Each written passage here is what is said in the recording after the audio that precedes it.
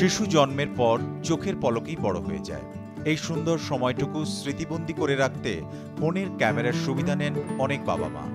আবার সন্তানের বেড়ে ওঠার ছবিগুলো ভালো মানের হোক, এমনটিও অনেকেই চান।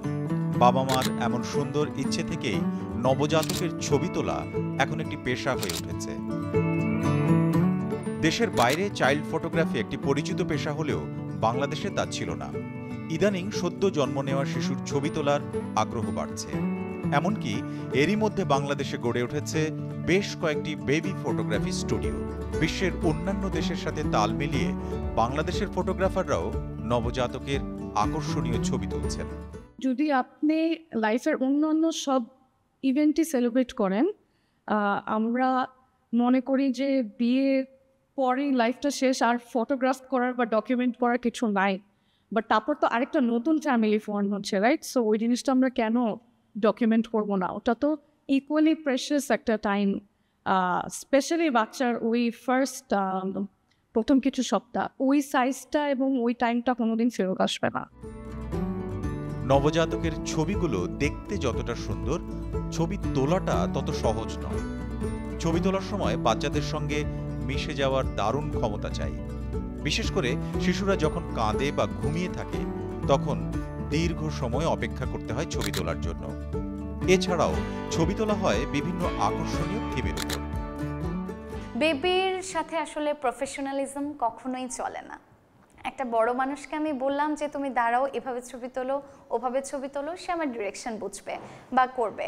কিন্তু একটা বেবি কিন্তু সেই বিষয়গুলো বুঝবে না। তার কখনো ক্ষুধা পেতে পারে, তার ফিজিক্যাল কোনো প্রবলেম থাকতে পারে, তার আনকমফোর্টেবল ফিল হতে পারে। তার কমফোর্ট জোনটা ক্রিয়েট করে তাকে কিভাবে কান্না, যেমন একটা বেবি কান্না করলে তার কান্না থামানোরও কিছু টেকনিক থাকে। সো এই জিনিসগুলা কিন্তু বুঝতে পারি আমরা তখনই যখন আমাদের এই একাডেমিক্যাল ট্রেনিংটা থাকে।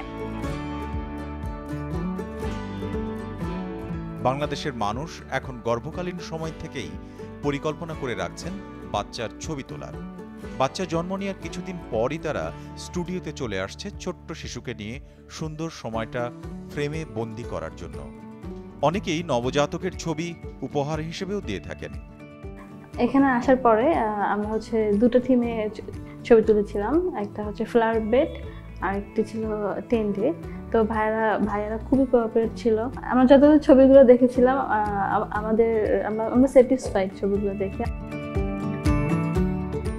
মূলত জন্মের পর থেকে সপ্তাহ দুয়েকের মধ্যে নবজাতকের ছবি তোলার উপযুক্ত সময়।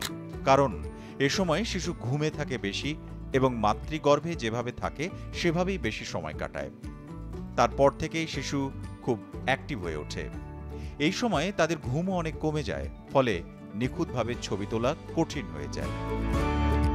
সর্বনিম্ন যদি বা সবচেয়ে লোয়েস্ট এজ যদি আমরা বলে থাকি 3 ডেজ থেকে আমাদের নিউবর্নের এক্সপিরিয়েন্স আছে। কেউ যদি পারে সেটা ডে 1 থেকেও হতে পারে।